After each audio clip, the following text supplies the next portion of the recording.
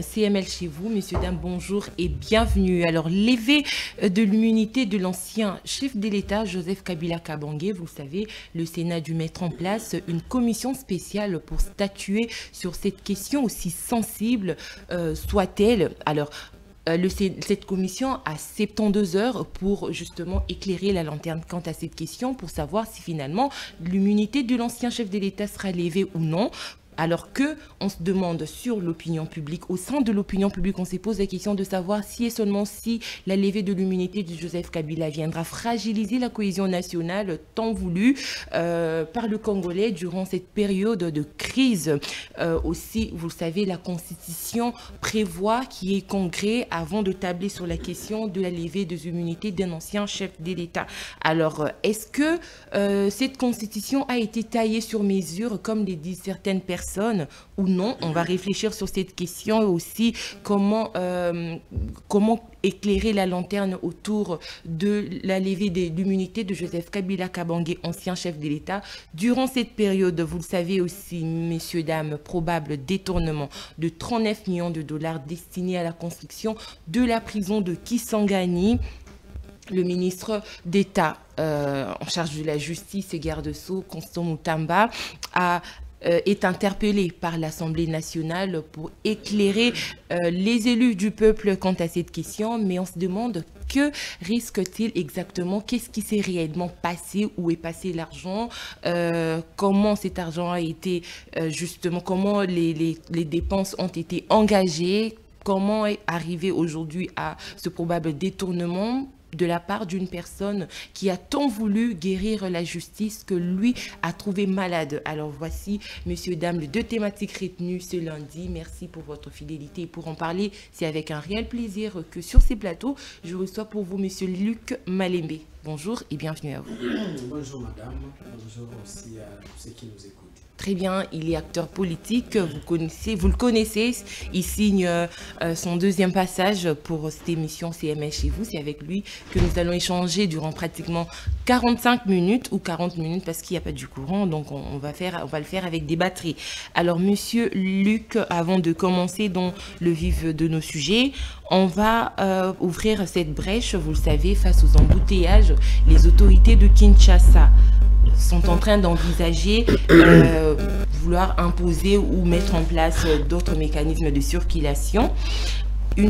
Pour eux, ils pensent alterner les véhicules selon leur plaque d'immatriculation. Les plaques impaires pour de journées impaires et les plaques paires devront circuler le jour pair. Et aussi, il y a interdiction de gros camions de circuler entre 5h et 21h59 minutes du matin. Votre lecture, pensez-vous que ce sont des mesures qui viendront apporter une solution face aux embouteillages auxquels le Congolais vit?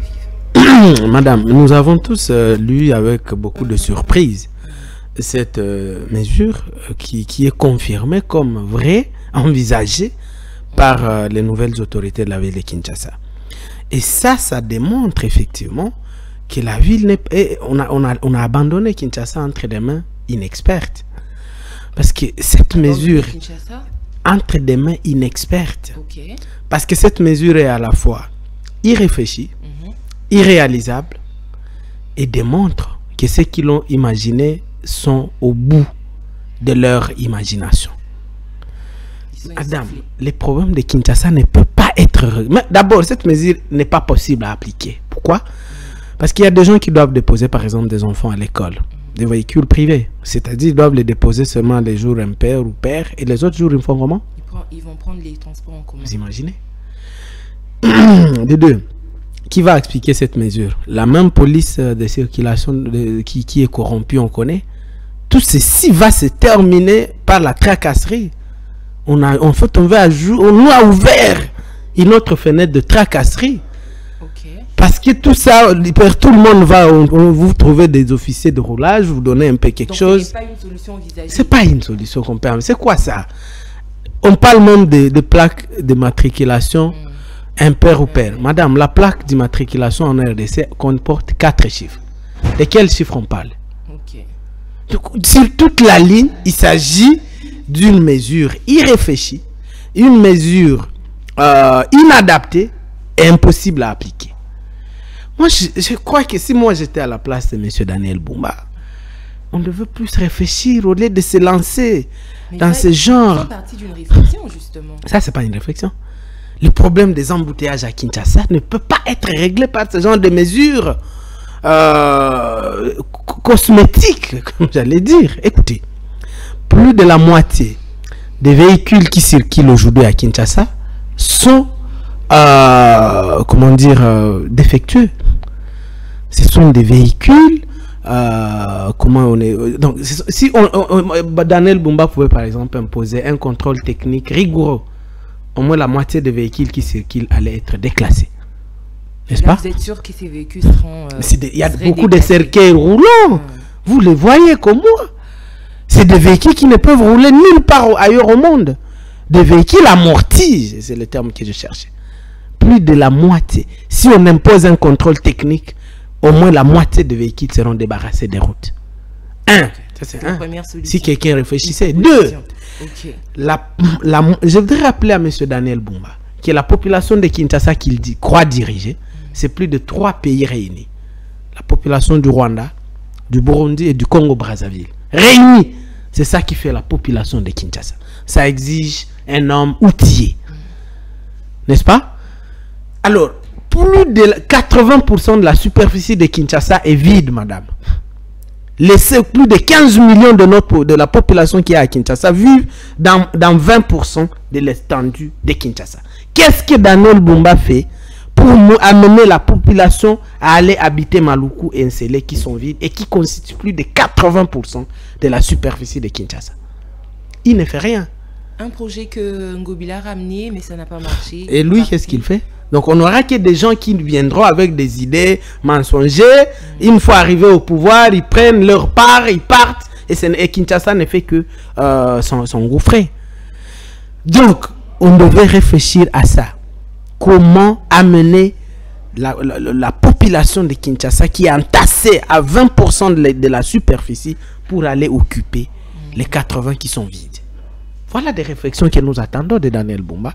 Malheureusement, nous n'en avons pas. Alors, 2, 3. Je vais vous en donner. Nous n'avons... Si Bumba n'a pas de fécondité intellectuelle, il ne serait pas mal entouré, lui non plus. Je ne sais pas à qui même l'entoure. Est-ce que moi je connais même? J'entends des genres de noms.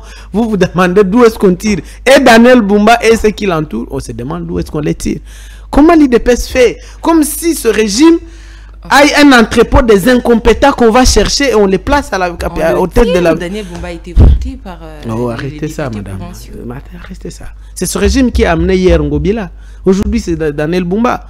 Donc, on a décidé de chercher tous les incompétents partout. On peut les retrouver et venir les déposer à la tête de la capitale. Et ça pose problème, madame. Madame, il faut un train urbain pour Kinshasa. Tant qu'on n'a pas réfléchi comment trouver un moyen de transport qui peut amener un grand nombre de personnes qui quittent chaque matin la périphérie pour le centre-ville, on ne peut pas. 4. Toutes les rues secondaires de Kinshasa sont inexistantes. Les gens sont tous obligés de se retrouver sur les 2-3 boulevards qui restent, qui datent d'ailleurs de l'époque Kabila et qui sont en train aussi de disparaître. C'est de tout partout aujourd'hui, même sur les 2-3 boulevards qui nous restent dans la capitale. Monsieur Daniel Bumba, au lieu de nous dire combien de rues secondaires il a déjà entretenu ou qu'il compte entretenir, réfléchir sur la relance d'un train urbain à Kinshasa, réfléchir sur Maluku et Nsele qu'on doit absolument amener la population à aller habiter, réfléchir sur un contrôle technique pour débarrasser tous ces cercueils roulants qui roulent dans la capitale. Monsieur Bumba nous parle des plaques impaires et impaires. Des choses qui n'ont ni tête ni queue, des mesures tout simplement inapplicables. Et donc, ceci nous démontre que Bumba n'est pas à sa place. Bumba n'est pas à sa place. Non, Bumba n'est pas à sa place. Il doit partir. Le profil du gouverneur, non. à la ville aussi, à la ville de Kinshasa. Non, c'est pas Bumba.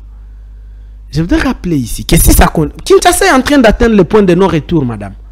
Kinshasa est atteinte d'une maladie qui est en train de devenir incurable. On va arriver à un stade où Kinshasa devient irréparable. D'ailleurs, nous, on est en train déjà de réfléchir comment on peut demander à nos autorités d'envisager la délocalisation de la capitale. délocalisation de la capitale. Oui, parce que Kinshasa devient invivable et peut-être irréparable. Comment on va faire? Les institutions de tout notre pays siègent ici, dans un endroit qui devient invivable. Je rappelle à ceux qui nous écoutent que notre première capitale n'a jamais été Kinshasa. Je leur rappelle également que n'eût été le coup d'État de Mobutu de 1965, la capitale ne serait plus à Kinshasa. Parce que la constitution de Lulabour, qui a été votée par référendum en 1964, avait déjà décidé de la délocalisation de la capitale à Lulabour, l'actuel Kananga. Et donc, si on doit continuer comme ceci ici, non, il va tout simplement falloir qu'on réfléchisse à la délocalisation de la capitale vers un autre endroit du pays. Et moi, j'ai toujours proposé Kisangani. Parce qu'on ne doit pas se voiler la face ici. Kinshasa n'est pas un bon choix. Il y a des gens, Kinshasa est à l'extrême ouest du pays. Il y a des gens chez moi, je suis de l'Ituri, à Arou là-bas, à l'extrême nord-ouest du pays, à la frontière avec le Soudan. Il y a des gens qui sont nés, grandis et peut-être mourront sans jamais arriver ici parce que c'est très loin. Il n'y a pas de route pour venir ici. Kisangani, moi j'ai toujours proposé Kisangani pour deux raisons majeures. La première, c'est que Kisangani est le point de rencontre de nos deux grandes zones linguistiques, donc les Lingala et les Swahili. Kisangani est parmi les rares villes du pays où si vous arrivez, vous parlez Kiswahili, on vous écoute. Vous parlez Lingala, on vous écoute. C'est rare. Des deux, Kisangani est au fleuve Congo. Quand vous êtes à Kisangani, vous êtes au début du fleuve Congo et vous pouvez rentrer à Kinshasa, c'est facile, ou partir à l'est, à Goma, à Bunia ou à Bukavu, c'est facile. Alors, Monsieur Luc, pensez-vous que toutes ces personnes qui occupent de postes de décision issus de la famille UDPS ont déçu les Congolais? Totalement. Mais Kinshasa est en train de se mourir. Ils ne sont là qu'à envisager ce genre de mesures cosmétiques qui ne peuvent régler rien du tout. Hier, c'était des sens contraires, de flatter. Pour faire croire qu'on croit qu'on réfléchit alors qu'on ne réfléchit pas. C'est le même Bumba ici qui a rempli la ville partout des histoires de pancartes que Kinshasa et Zobonga. Kinshasa et Zobonga Zapi. Kinshasa, de quel Kinshasa il parle? Le Kinshasa qui disparaît sous nos yeux.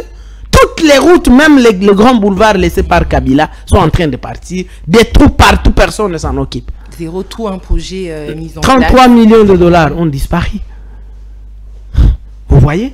Où va l'argent généré? Je vous ai dit que l'argent que génère Kinshasa, la population de Kinshasa, c'est 3 pays.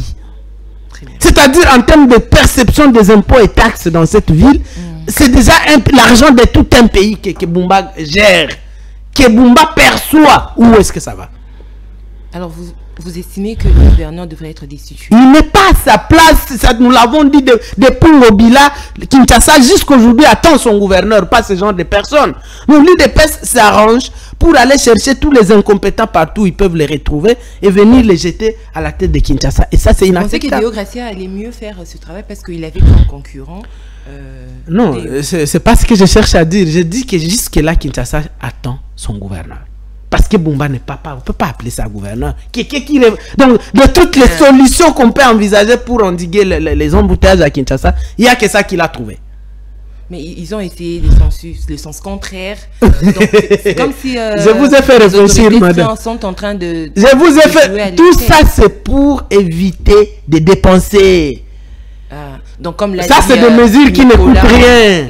Et tout ce qui les intéresse, c'est prendre l'argent, manger et maintenant chercher des histoires qui ne tiennent pas la route pour nous endormir avec ça. Et qui Daniel Bumba doit tout simplement partir. Alors, il n'est pas à sa place. La population, on va dire quinoise, elle est finalement si endormie par les personnes. Alors, non, Kinshasa, malheureusement, nous avons aussi affaire à un peuple, on ne va pas se voiler la face ici, un peu parmi les plus naïfs au monde. La souffrance que la population de Kinshasa endure, aucun autre peuple au monde ne peut l'accepter. Il n'y a plus de dignité pour nous comme peuple à Kinshasa. Quel genre de souffrance on doit encore nous imposer pour que nous puissions enfin décider de nous lever? Je ne sais pas laquelle. Pas de route. Pas du courant. Pas de courant. Pas d'eau. Rien. Des inondations partout là où nous vivons dans une poubelle à ciel ouvert. Et le Quinois, il est là à prendre sa bière calmement. Il danse et puis c'est tout. Kinshasa, c'est la capitale mondiale de la distraction, de la naïveté, de la lâcheté, je voudrais dire. Et tant que vous avez en face une telle population, Daniel Bumba sait que quelque chose qu'il va faire, on ne fera rien. Mais vous voulez qu'il fasse quoi? Mais qu'est-ce qui fait aussi que les mesures prises souffrent de mise en application, que ce soit par les autorités ou pour la population? Madame, parce que vous venez là de parler de nuisances sonores. Le ministre de la Justice, il a interdit que le bar et terrasses jouent de la musique jusqu'à 22h, 23h. Madame, mais il n'y a pas un seul pays au monde où on compte sur la bonne foi de la population pour appliquer les mesures des autorités. Non, c'est par la force du pouvoir, des institutions. Nous avons maintenant aujourd'hui des autorités qui viennent, ils parlent, ils partent. Et puis c'est tout. Ou qui ne disent même rien, qui n'interdisent rien. Donc le Congo n'est pas géré. Non, je vous dis. On va dire quoi? Il n'y a pas d'autre mot pour le dire. Parce que vous n'allez pas me dire que c'est la population de Kinshasa qui est mauvaise ou du Congo qui... Non, il n'y a pas de mauvaise population. Il n'y a que de mauvais dirigeants. La seule chose que je reproche à notre population, c'est d'être naïf. C'est de laisser ce genre de régime, de dirigeants qui ne règlent aucun problème. Quel est le seul problème qui a été réglé à Kinshasa depuis qu'on est là? Depuis Kabila est venu, il a laissé Kinshasa avec tous ces problèmes de saleté, d'embouteillage, ça n'a pas commencé aujourd'hui. On ne peut pas dire que c'est seulement sous le président Tshisekedi. Non, ça a commencé depuis. Mais le Tshisekedi nous a dit qu'il avait la solution. C'est ce que nous attendons. Est-ce que la situation s'est... Et c'est pas à Tshisekedi de tout faire. Parce que c'est pas lui qui va devenir même gouverneur de Kinshasa. Mais comment son parti va chercher tous les incompétents et il les met? C'est pour ça que je suis en train de conseiller au président Tshisekedi. Le plus grand perdant dans tout ça, ça va être lui. C'est à lui que les Congolais ont confié un mandat d'ici 2023 ici. Vous voyez? Mais quand il se laisse prendre en otage par cette histoire des autorités morales des partis incompétents qui disent qu'ils ont le poids politique, je ne sais pas quoi, et le résultat, il est là. C'est la catastrophe. Tshisekedi est en train... C'est comme quelqu'un qui va puiser de l'eau avec un bidon troué. Est-ce qu'il serait trop large dans sa gestion, le président Tshisekedi? C'est pas ce que je cherche à dire. Je veux juste qu'il quitte cette prison dans laquelle il est enfermé par les gens des partis, des autorités morales, y compris son parti, l'UDPS. Parce qu'il est là depuis 2019, madame. 6-7 ans déjà, il n'y a pas de bilan. Et c'est à lui qu'on va demander. Pourquoi il ne comprend pas qu'il faut se débarrasser de tout ça, des partis? Il a un peuple de plus de 120 millions d'habitants. Est-ce que c'est ça les meilleurs de nous? Ces gens qu'il prend là, c'est ça les meilleurs? Pourquoi il ne cherche pas les meilleurs qui peuvent l'aider à s'en sortir? Il y en a de partout. C'est ce que je cherche à dire. Donc, quand il a regardé toute la population de Kinshasa... Il n'est pas si innocent que ça, parce qu'il a un mot à dire dans tout ça. Non, il n'est pas si innocent. Pas, mais je dis, ça n'a pas commencé sous lui, ça a mais commencé lui, il est venu pour le changement. Pour le changement et ça traîne. C'est pas encore tard. S'il se réveille, 2 ans. S'il arrête... 2 ans, non, c'est possible. Non, c'est possible. On peut changer ce genre de choses. En 2 ans. C'est pas impossible. En 8 ans, ça n'a pas été... Nous, on a vu. J'étais trop jeune quand Laurent Désiré Kabila est venu. Peut-être vous n'étiez pas. Moi, je me rappelle, en 96, j'étais encore pas vraiment trop jeune. Mais je crois que j'ai vu à quel point ça n'a pas pris une année à Laurent Désiré Kabila pour mettre tout le monde sur l'ordre. Il a tracé la ligne. Il revient au président de tracer la ligne. Avec un gouvernement responsable, avec des services qui fonctionnent. Mais quand le président ne trace pas cette ligne... Non, il peut aussi la tracer. Mais s'il n'a pas de gens pour l'aider à l'exécuter, ça ne va pas fonctionner. Mais quand vous avez parlé je crois que la force... Kabila, vous n'avez pas parlé de personnes qui l'entouraient d'abord. Non, il s'est fait entourer. Évidemment que les contextes diffèrent parce que lui, il est venu comme rebelle. Il pouvait tuer les gens comme il voulait. Tshisekedi n'est pas rebelle. Il a toute une ligne et voilà, à observer. Mais la démocratie ne l'interdit pas de bien s'entourer. C'est tout. S'il y a quelque chose que je lui reproche, c'est ça. Il ne s'entoure pas.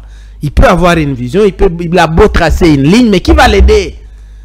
Chez moi, à Bounela, il ne va pas y arriver. Il faut qu'il y ait quelqu'un qui l'aide. Mais s'il n'a pas mis quelqu'un, ou il a mis quelqu'un d'incompétent, c'est ça le problème.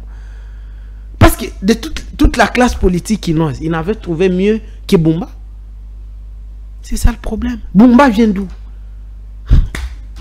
Il vient d'où? de sa famille politique. Non, non, qu'est-ce qu'il connaît de la gestion d'une grande ville comme Kinshasa? Rien du tout. C'est ça le problème, madame. Il ne suffit pas d'appartenir à l'UDPS. C'est ça le problème. Donc, sur toute la ligne, Bumba n'est pas à sa place. Bumba doit tout simplement partir. Bumba, à part remplir la ville des pancartes au Kinshasa, il n'y a rien qu'on a vu et Kinshasa doit tout simplement mérite un gouverneur. Depuis sa prise de fonction, aucune action. Aucune. Laquelle? Aucune. Aucun problème de Kinshasa réglé. Je vous ai dit, les problèmes de Kinshasa sont restés intacts comme trouvés. Merci beaucoup, monsieur Lick. On entre présentement dans le vif du sujet. On va prendre la levée de l'immunité de Joseph Kabila, ancien président de la République. Aujourd'hui, le Sénat, enfin la commission spéciale mise en place est en train de réfléchir pour statuer dans les jours à venir sur cette question. Selon les informations, une invitation pourrait être adressée à Joseph Kabila pour que ces derniers soient entendus. Déjà, le fait que c'est une commission qui est constituée de 40 personnes, une seule seulement de l'opposition, croyez-vous à l'équité dans la décision? Merci madame. Écoutez, je crois qu'il n'y a aucun Congolais conscient qui peut aujourd'hui défendre Kabila. Ok. Kabila est indéfendable sur toute la ligne. Très bien. Kabila a créé un monstre qui est en train de le dévorer lui-même aujourd'hui. Où est notre problème, nous les Congolais? Qui a installé ce régime? C'est Kabila. Parce qu'on ne doit pas être un peuple qui oublie d'où nous venons.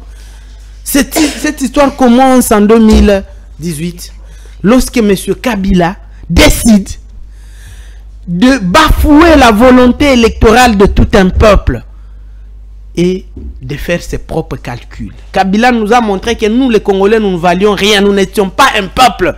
Nous ne méritons pas de décider sur notre sort. Là, c'est Kabila. Et Kabila a décidé à notre sort en bafouant la volonté électorale de 2018. Ça, c'est une méchanceté que moi, Luc, je ne peux jamais pardonner. Très bien. Donc, Kabila a créé son monstre. Il a lui-même il a installé ce régime. Si son monstre commence à le dévorer, ça ne nous concerne pas. Même si la procédure est biaisée, du moment où le monstre est en train de dévorer son créateur. Mais est-ce que tu as déjà vu un monstre qui respecte une procédure pour dévorer? C'est ça le problème. Kabila, il n'a qu'à s'assumer. Écoutez, madame.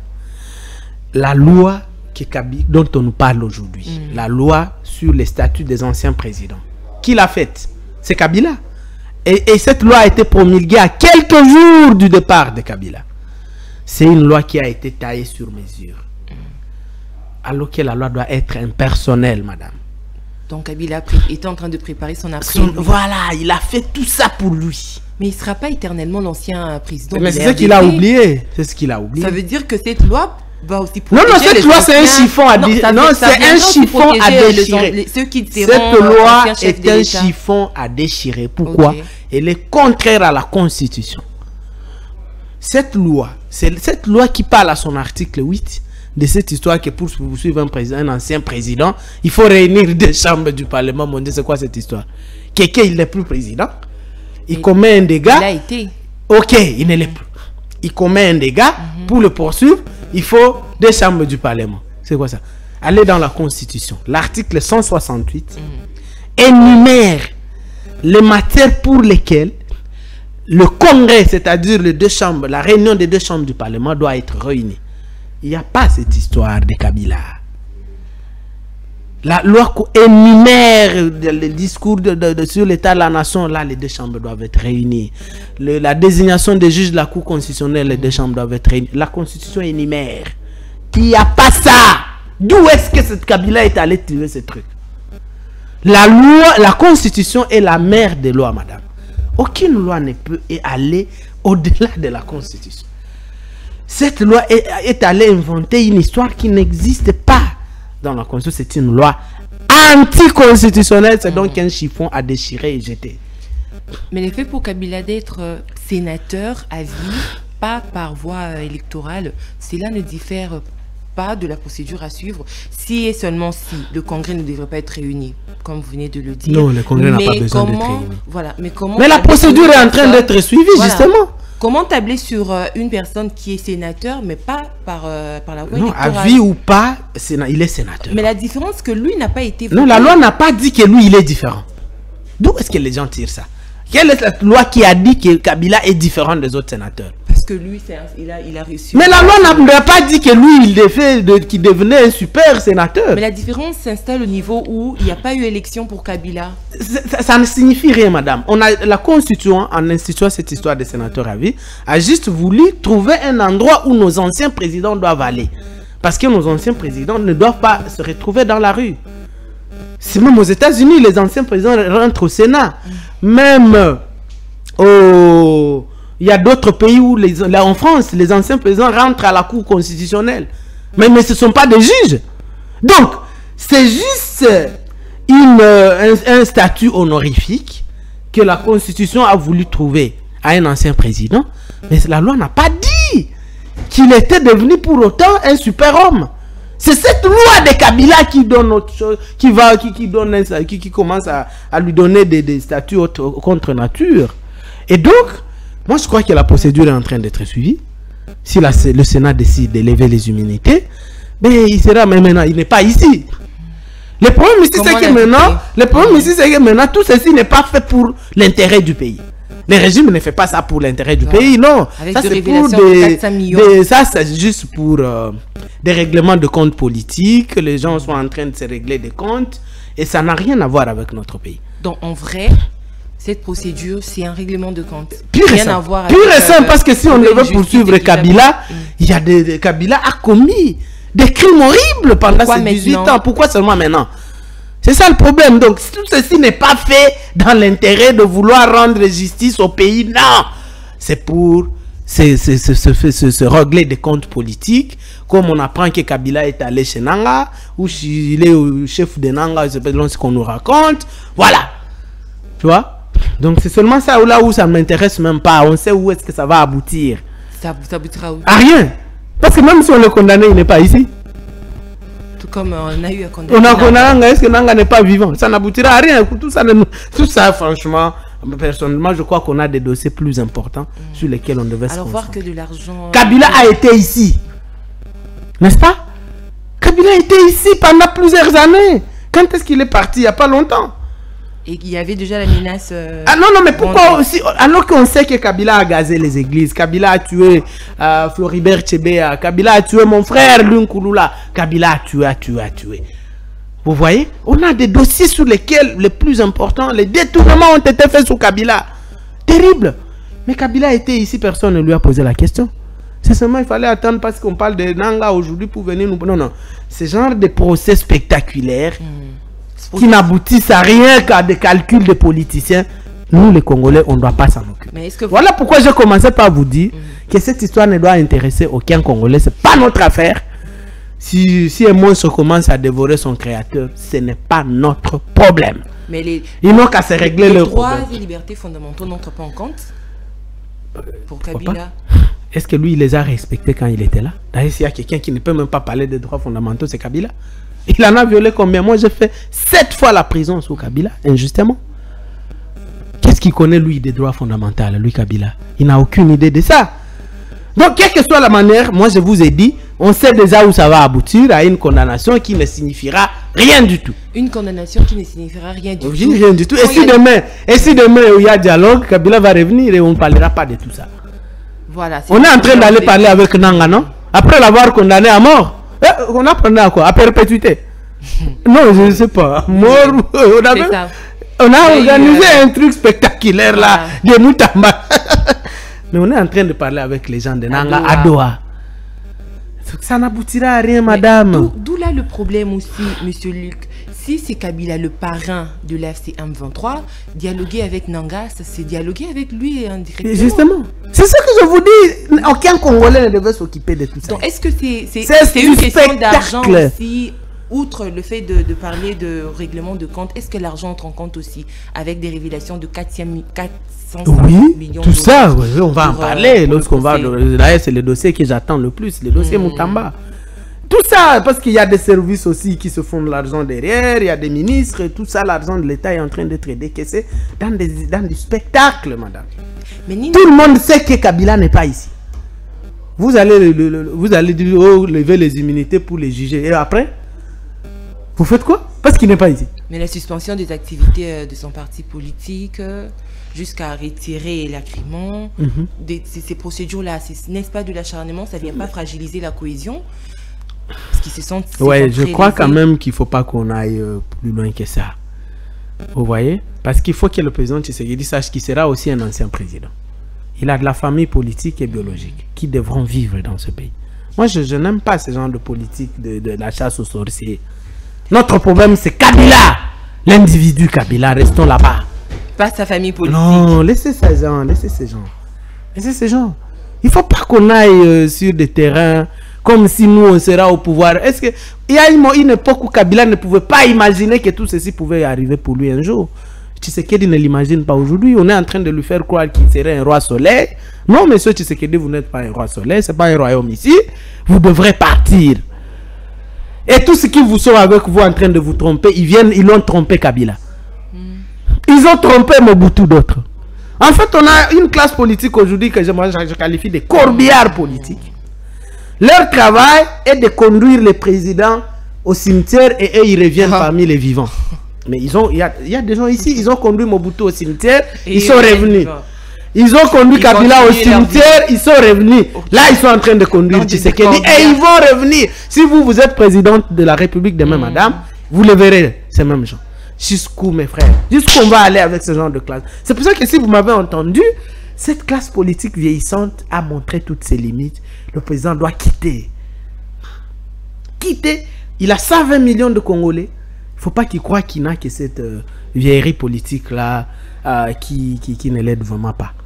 On lui fait croire aujourd'hui que non, il faut chasser le PPRD, il faut suspendre le PPRD. Et vous, quand vous ne serez pas là, quelqu'un d'autre sera là. Vous serez d'accord qu'il puisse chasser votre famille politique, votre famille biologique, qu'on vous fasse fuir? Non, non. Nous n'avons pas adopté la démocratie pour ce genre de choses. Pas de chasse aux sorciers ici. Notre problème, c'est l'individu Kabila. Mais restons à ce niveau-là. Très bien. Alors, quand vous dites que le problème, c'est l'individu Kabila, dans vos analyses, vous évoquez le fait que là, il s'agit d'un règlement de compte.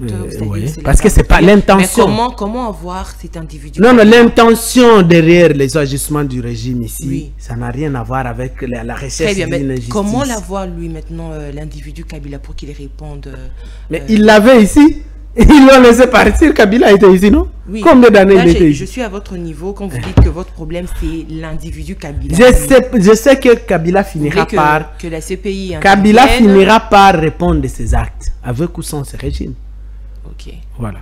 Pas forcément. Hein. Pas forcément avec ce Mais est-ce que vous croyez que ce régime serait encore en train d'entretenir de relations avec Kabila, mais de façon masquée? Je ne vois pas à quoi ça nous servirait même de réfléchir à tout ça. Non, mais c'est parce que c'est le régime qui gère maintenant, qui est au pouvoir.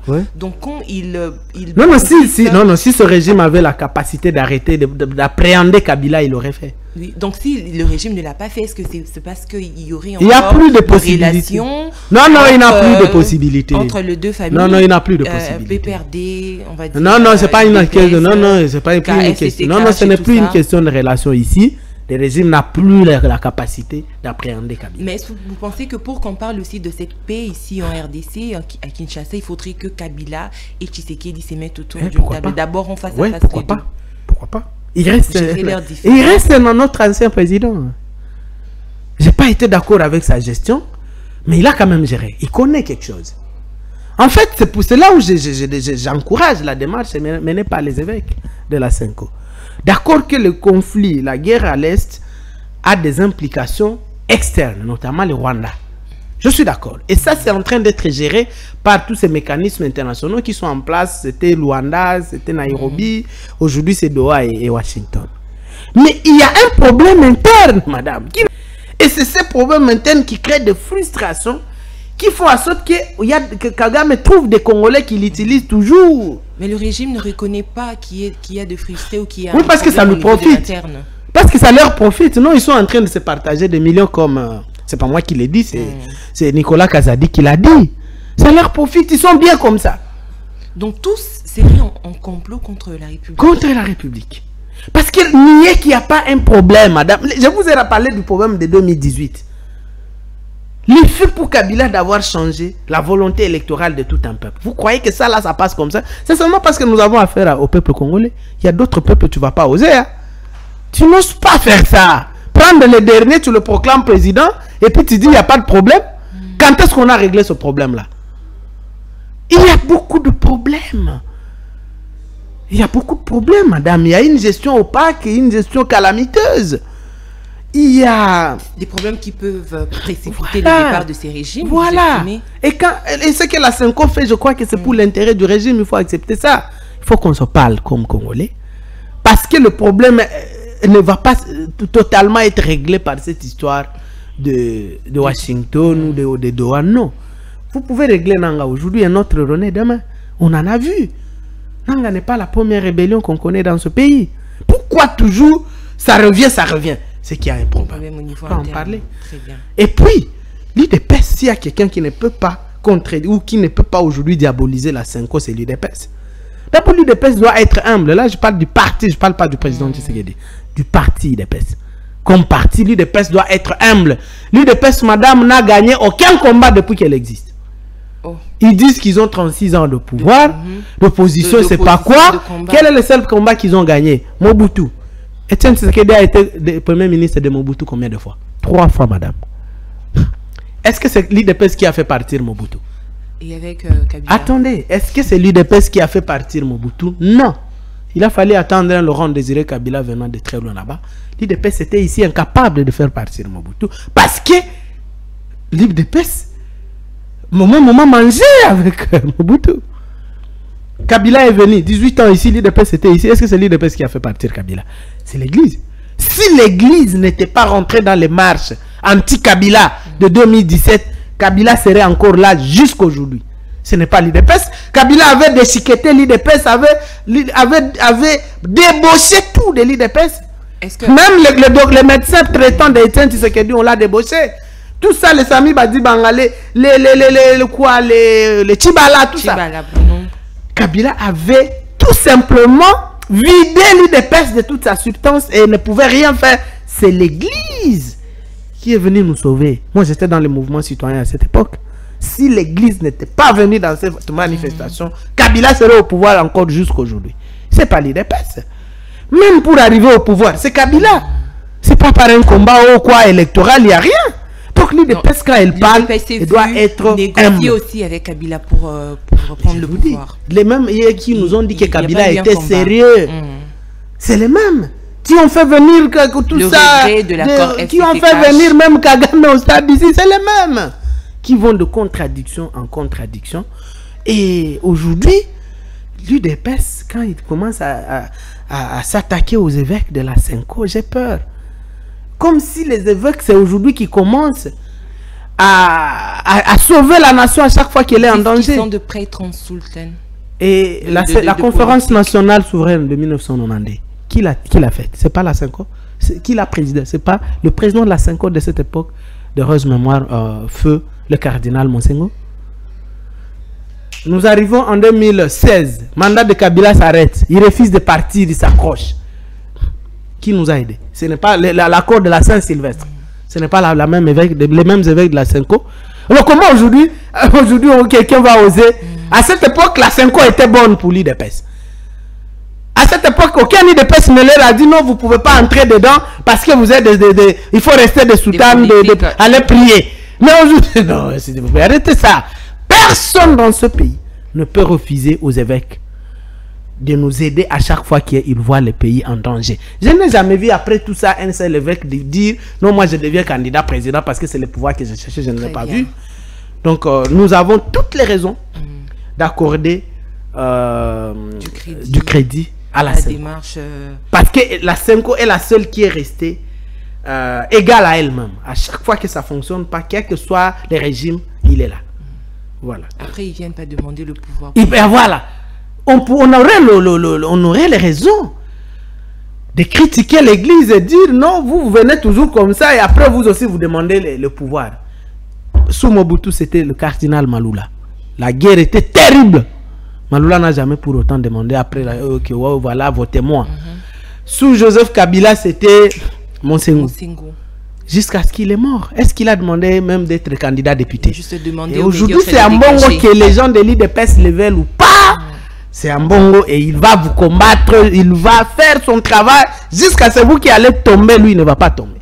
Très bien. Il faut rester humble, les amis. Quand on est au pouvoir, il faut rester humble. Alors, quelle analyse faites-vous sur le fait qu'à chaque régime qui change, l'Église catholique se retrouve toujours dans la partie, on va dire, l'opposition ou de la résistance? Non, non, l'Église prend partie de la population. Oui, oui, je voudrais dire, est-ce que c'est parce que vous pensez qu'il n'y a pas eu des élections qui ont été, on va dire, le vouloir de la population, les désirs, ce que le peuple voulait réellement voir. Est-ce ce qui fait que à chaque régime, il y a toujours ces combats-là de la part il y a ça, mais pas seulement ça. Mais parce que l'Église ne peut pas rester là à regarder le peuple pour ses brebis. Je rappelle ici qu'Ambongo, comme il est là, il gère plus de 60% de la population congolaise qui est catholique. L'IDPS n'a pas ça. Il faut rester humble quand on parle de ces gens, chers amis. Il y a des villages entiers où on ne connaît que l'église.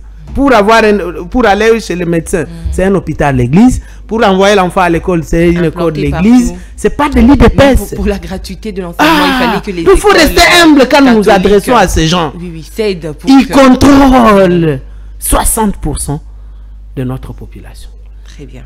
Alors, donc, ils prendront toujours parti de leurs brebis et on ne peut pas les leur refuser. Si vous ne voulez pas que la Senko parle, faites bien les choses. Moi, j'aurais aimé que l'IDPS nous dise, nous gérons bien. Nous avons récupéré Goma, Bukavu, de quoi se mêle la Senko. 4 mois déjà, et un silence s'installe. Voilà.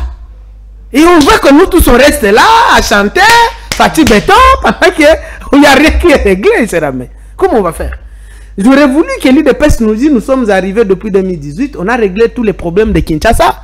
Et si l'église parle, nous tous, on va dire, mais de quoi vous vous mêlez? Merci. Vous ne réglez aucun problème. Vous ne faites rien. C'est la gestion est terrible, chaotique, plus que même le moboutisme. Et après, vous voulez que l'église se taise parce que vous vous appelez IDPS. Non, non, il faut rester humble, les amis de l'IDPS. Il faut rester humble. Merci beaucoup, monsieur, dame. Merci, monsieur Luc. C'est notre invité du jour. Merci à vous également qui nous suivez. Merci pour la confiance que vous réitérez à ce magazine. C'est Mail chez vous. C'est toujours un plaisir de vous le présenter, aussi de changer avec des invités sur le plateau. C'est aussi un plaisir, vos commentaires, vos critiques, tant positives que négatives, nous le recevons et nous essayons de nous améliorer et de nous adapter. Question de prester en tout professionnalisme. Alors, on finit avec le dossier Constant Mutamba. On va dire l'Assemblée nationale à travers, il est interpellé au niveau de l'Assemblée nationale à travers 2 questions orales avec débat au sujet de ce probable détournement de 39 millions de dollars destinés à la construction de la prison de Kisangani. Monsieur Luc Malembe, votre lecture. Merci. Alors, vous savez, lorsque on désigne Monsieur Mutamba, de la manière la plus suspecte qui soit. Opposant qu'il était à l'époque. Voilà, je ne sais pas s'il a été même acquis ou comment. Il s'est opposé d'abord à qui? Non, Mutamba n'a jamais été opposant. Contre qui? Il était chez Kabila. Moi, j'ai connu Mutamba lorsque nous créons la Lucha en 2012 à Goma. J'étais encore étudiant. Et puis en 2015, j'avais déjà fini, je suis venu à Kisangani pour installer un noyau de la Lucha. C'est là que je vais trouver Mutamba avec une petite ONG qu'il appelait Nojek. Et je les ai formés, pas seulement lui, avec d'autres sur notre combat de la lucha. Et quelques temps après, Mutamba vient à Kinshasa et il va dire aux gens de Kabila que lui, il va les ramener la lucha. C'était au moment où la lucha faisait mal à Kabila. Il est allé se vendre chez Kabila au nom de la lucha. Et comme ça, il a fait grandir les cheveux, il est devenu plus kabiliste. Que même mon ami India Omari qui est là-bas.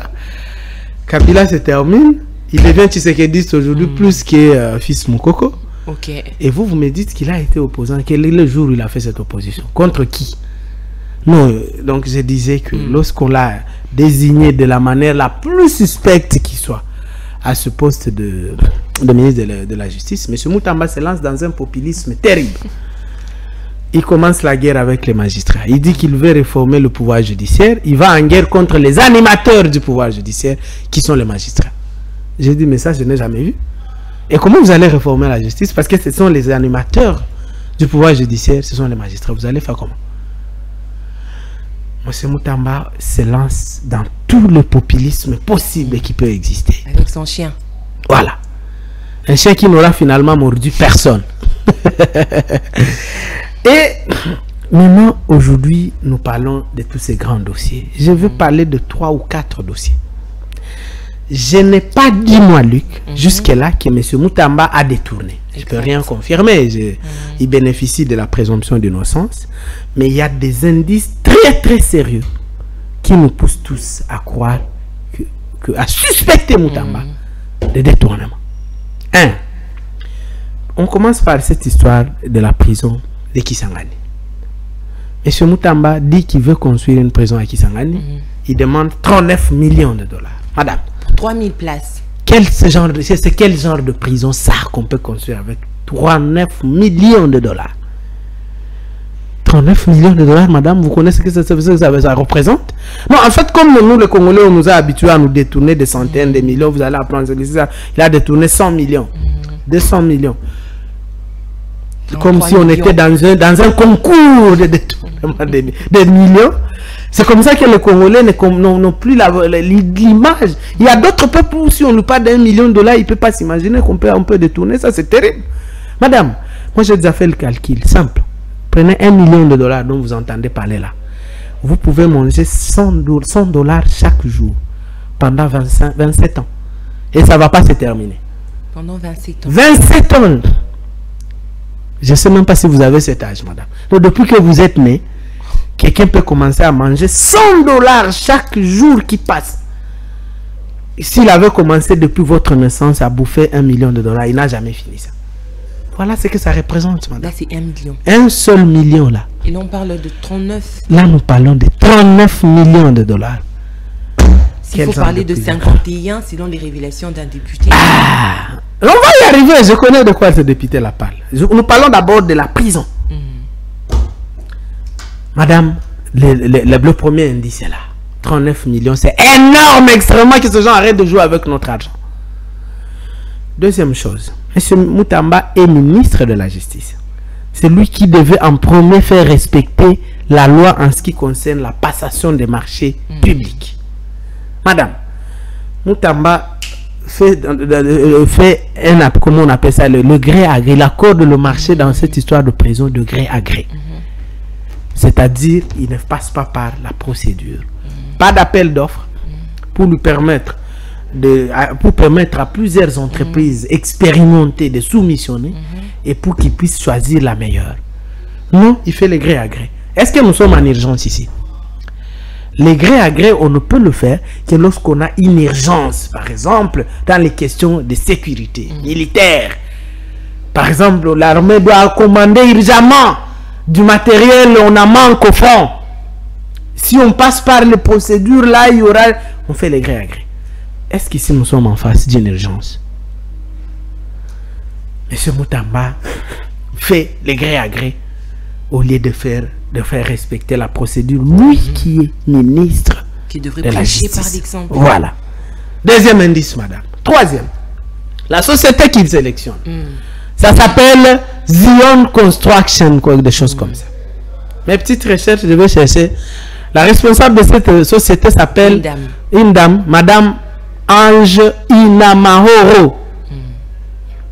Sujet rwandaise de père et de mère.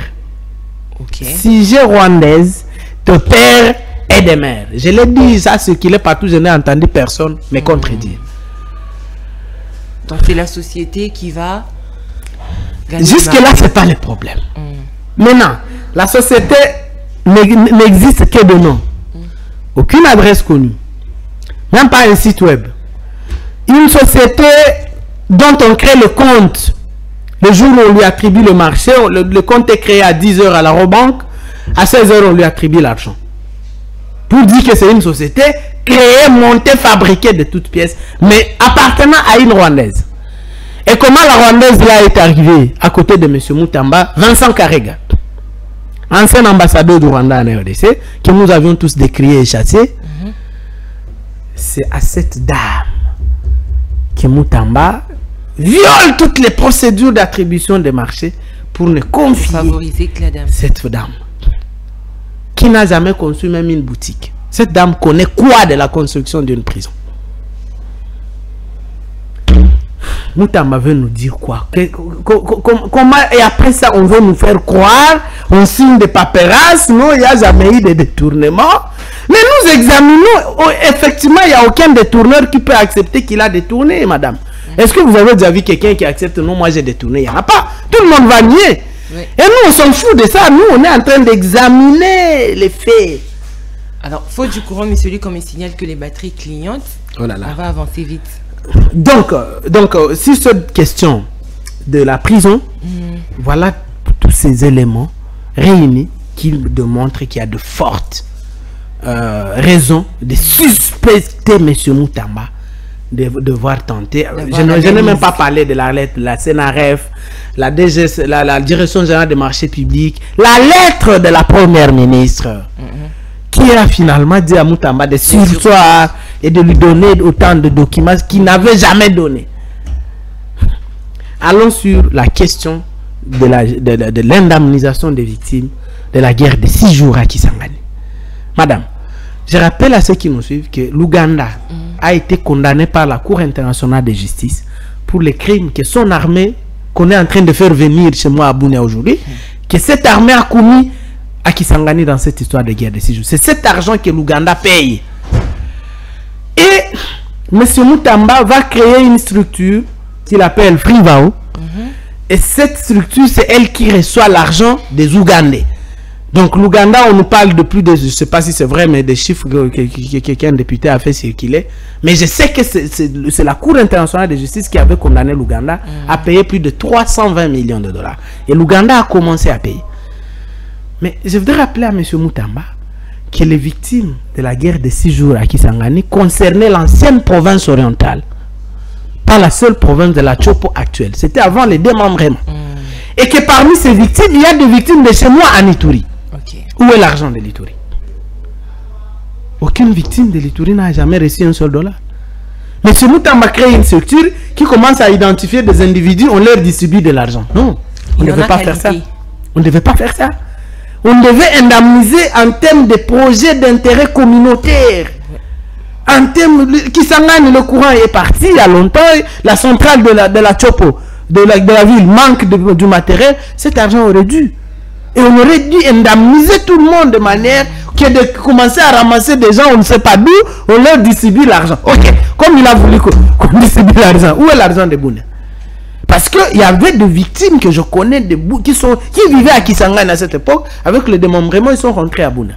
Moutamba doit nous donner l'argent. Et il ose dire qu'il n'a pas détourné. C'est où? Parlons. Mais est-ce qu'il en a qualité création de ces structures? Je ne sais pas. Tout ça a été fait dans l'illégalité totale, madame. Dans l'excès des ailes, dans l'excès de populisme. Parce que dans tout ça, Moutamba est à la recherche de voix à Kisangani. Ok. En distribuant l'argent aux individus, de favoriser. Ouais, il se cherche un électorat. Ok. C'est tout. Il n'y a rien d'autre. Je vous ai dit, c'est le populisme qui anime notre frère du début à la fin. Tout ce qu'il fait, populisme. On parle de l'argent de l'alimentation des prisonniers à travers la République. Chaque mois, madame, le gouvernement remet au ministère de la Justice des fonds pour assurer l'alimentation des prisonniers à travers le pays. Les prisonniers sont en train de mourir chez moi à Bouna, de Kwashorkor dans la prison centrale de Bouna. Personne pour leur acheter même de l'eau à boire. Où va l'argent, M. Moutamba? J'ai des chiffres, je ne vais même pas parler. Donc, tous ces faits réunis, madame, nous avons, nous les Congolais, de fortes raisons de suspecter Moutamba. Et s'il lui reste un peu d'honneur, tout ce que je lui demande, c'est de démissionner et de se mettre à la disposition des mêmes magistrats qui l'avaient fait souffrir, madame. Monsieur Moutamba a fait vivre le calvaire aux magistrats. Il voulait guérir la justice. Et après, il a guéri. C'est pas en s'attaquant. Non, il s'est attaqué seulement aux magistrats pour le populisme. En insultant les magistrats en longueur de journée, il y avait quelques Congolais qui ne comprenaient rien, qui l'applaudissaient, alors que ce n'était que du populisme au finish. Il n'a réglé aucun problème. Il va devoir rentrer sur les mêmes magistrats qui l'a fait souffrir Et j'invite les procureurs. Donc il y a trop de zones d'ombre. Trop. Je n'ai parlé que de ces 3 cas. Si vous pouvez, il y a beaucoup de dossiers qui pèsent. Vous avez vu ce qu'il a demandé pour enquêter sur Joseph Kabila, 400 000 $. Et là, vous lancez l'appel au procureur.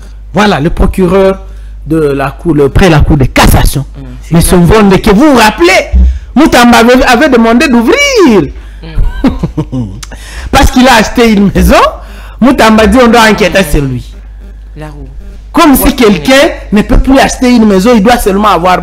Je rappelle que le procureur Firmin Vonde ne gère pas une entreprise publique, ne gère pas un service régénérateur de recettes qui va détourner. Vonde, je ne sais pas qu'est-ce qu'il attend. Papa Vonde, vous attendez quoi, M. Moutamba est là? Il n'y a pas d'urgence, monsieur. Non, il y a l'urgence.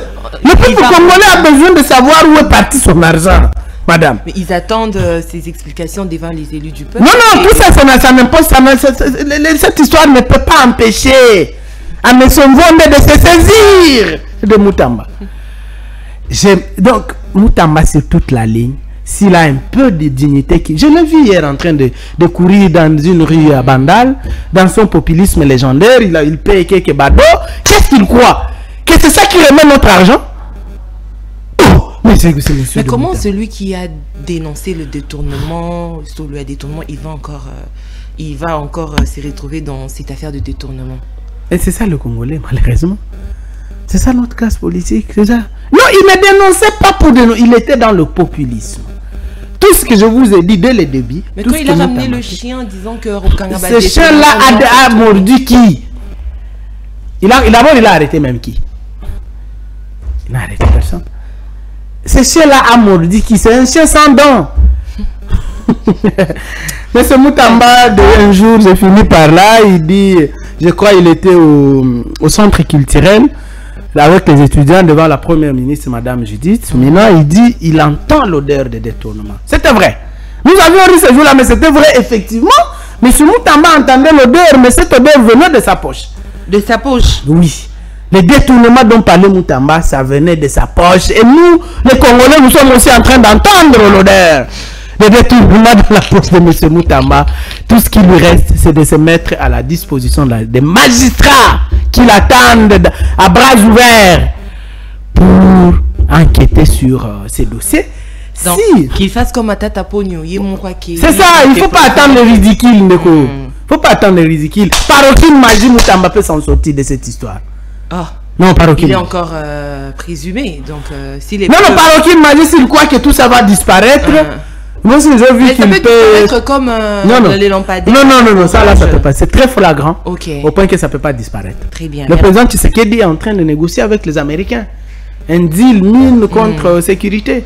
Et les gouvernements américains exigeants, quand vous avez ce genre de ministre trompé jusqu'au cou dans le détournement. Très bien. Non. Si le président Tshisekedi veut que ça réussisse son histoire des Américains, en tout cas, il n'a pas d'autre choix que de livrer tous ces détournés du genre Moutamba. J'ai vu qu'il a livré les Alinguettes. Tout ça, il faut nous débarrasser de tout ça. Alinguettes aussi a été livré. Tout ça. Très bien, on y reviendra. Merci beaucoup, monsieur Luc Malemi, pour vos différentes analyses. Merci, madame. Je ne sais pas vous accorder plus de minutes pour votre mot de la fin. Je vous en donne 30 secondes. Je vous donne simplement 30 secondes pour votre mot de la fin. Donc, le mot de la fin, je l'ai adressé justement à monsieur le président Tshisekedi comme conseil. Le président Tshisekedi doit quitter cette histoire des partis qui disent qu'ils ont le poids politique pour lui maintenir dans un cycle infernal d'échecs. Vous voyez? Oui. Moi, je conseille au président Tshisekedi d'envisager un gouvernement de guerre, pas un gouvernement de partage des gâteaux comme ça s'est toujours fait. C'est-à-dire, il nomme un premier ministre militaire. Madame, un premier ministre militaire, parce que Mobutu l'avait fait, c'est pas impossible. Vous prenez un général d'une armée, vous le retraitez et vous le nommez ministre. Un premier ministre, il compose un gouvernement pour laver cette humiliation rwandaise. Le Rwanda nous a humiliés, nous devons laver ça et c'est par un premier ministre militaire que nous allons nous en sortir. Alors, c'était Monsieur Luc Malembe, acteur politique indépendant. C'est avec lui que nous avons réfléchi durant pratiquement 1 heure sur les différents sujets d'actualité. Merci à vous d'avoir répondu à notre invitation. Merci, madame. Merci à vous également de nous avoir suivis. Je vais profiter de cette occasion, de ce micro, pour souhaiter un très joyeux anniversaire à madame Amphili Kalala Bernice, de la part de son mari, bien sûr, Jimmy Carter Kalala, l'assistant de l'honorable Mike Moukebaye. Alors madame, j'espère que vous passerez on va dire un très bon moment en famille, une belle journée accompagnée de toutes les personnes qui vous aiment. Alors que Dieu vous bénisse, qu'il vous accorde une très longue vie. Profitez de votre journée aux côtés de papa Jimmy Carter, hein, surtout. Alors merci à vous, on se retrouve demain pour le 2e numéro de cette émission. D'ici là, restez branchés au programme de votre chaîne CML13 Télévision. Au revoir et merci. Au revoir.